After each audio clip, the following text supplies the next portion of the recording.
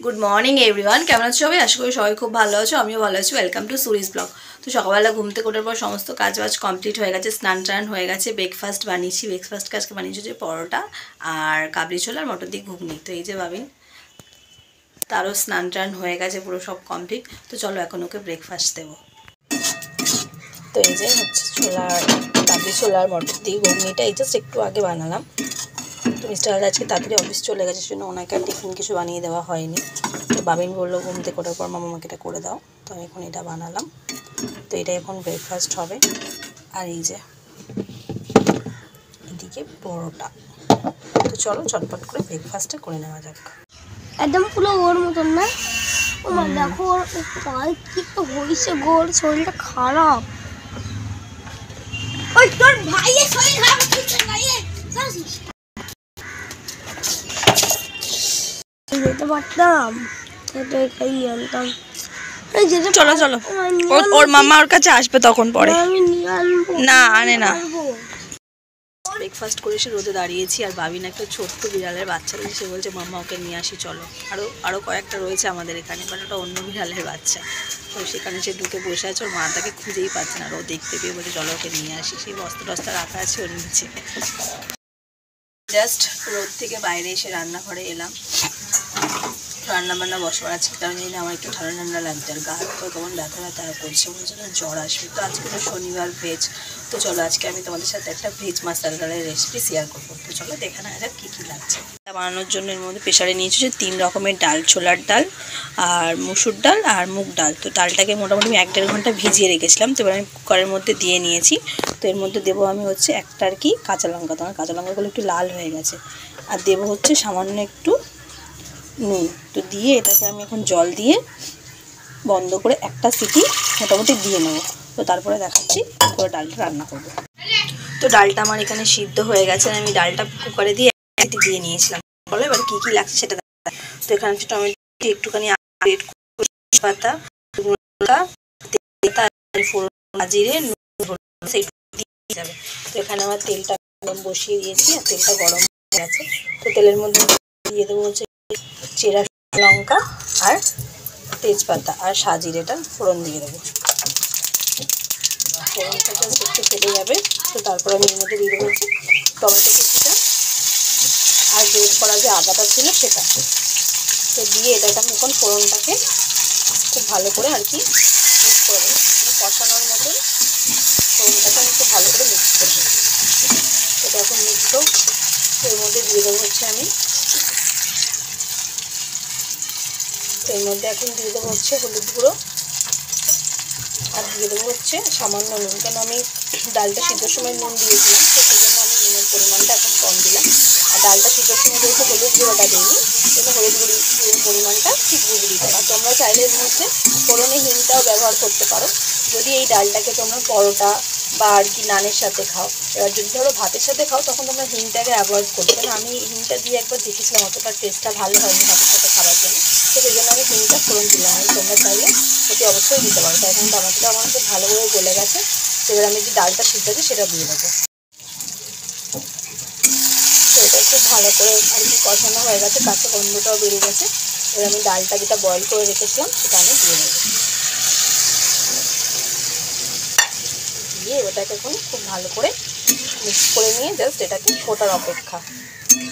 আর এই ডালটা ভাতের সাথে নিরামিষ কি এত সুন্দর লাগে।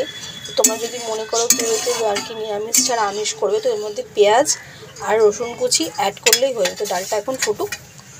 তো ডালটা আমার এখানে খুব ভালো করে ফুটে গেছে। তো এই পর্যায়ে আমি দিয়ে দেবো হচ্ছে সামান্য একটু চিনি, একটু জাস্ট টেস্টটাকে ব্যালেন্স করার জন্য। আর আগে থেকে যে একটু ধনেপাতাটা কুচিয়ে রেখেছিলাম সেটা আমি এর ওপর থেকে এবার ছড়িয়ে দেবো।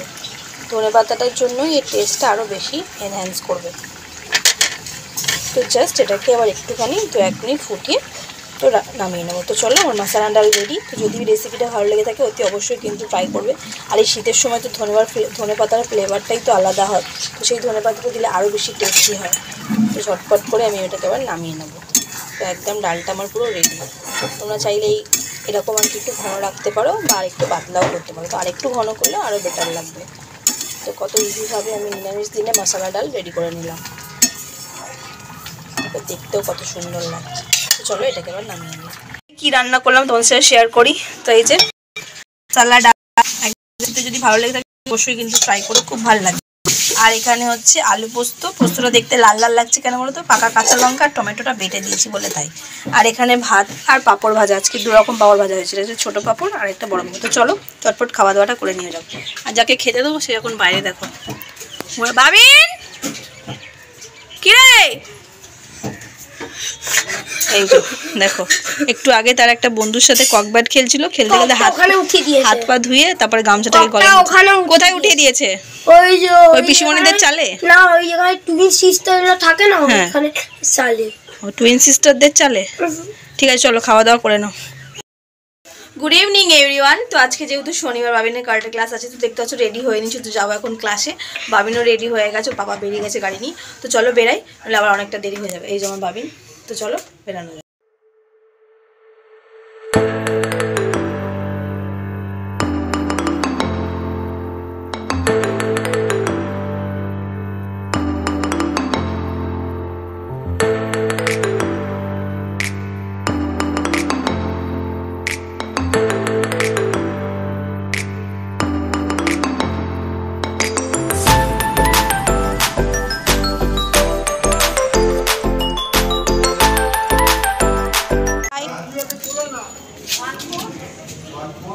বাই।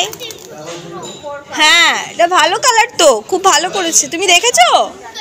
হ্যাঁ ব্লু কালার, হ্যাঁ স্কাই ব্লু। তো দেওয়া হয়ে গেছে ক্লাসে, আর একাডেমি সবাই মানে 4-5 জন এসে এখন বাদ বাকি সবাই আসবে। তো চলো আমরা একটু বাইরের দিকে যাবো, দেখি কোথায় যাই।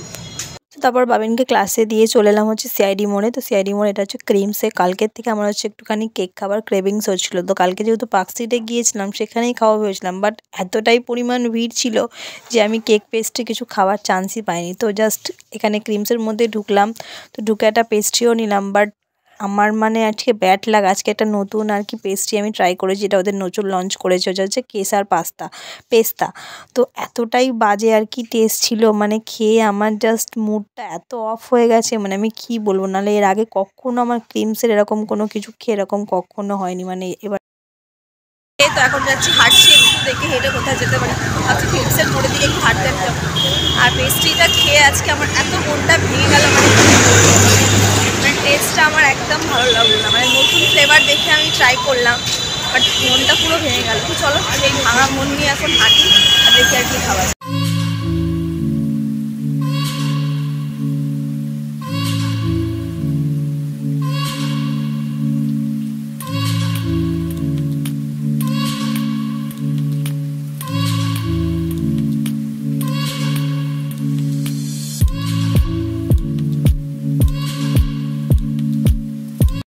ক্রিসমাস উপলক্ষে যা সাজিয়েছে, এত সুন্দর দেখতে লাগছে, যেমনটা দুর্গাপুরের সময় সাজানো থাকে ঠিক তেমনটাই, দারুণ লাগছে। রাস্তাটা ছুটি হলো, এবার বাড়ি যাওয়ার পালা। আর সে দেখেছো তার জ্যাকেটটা আমার হাতে, বলছে আমার এখন আর ঠান্ডা লাগছে না।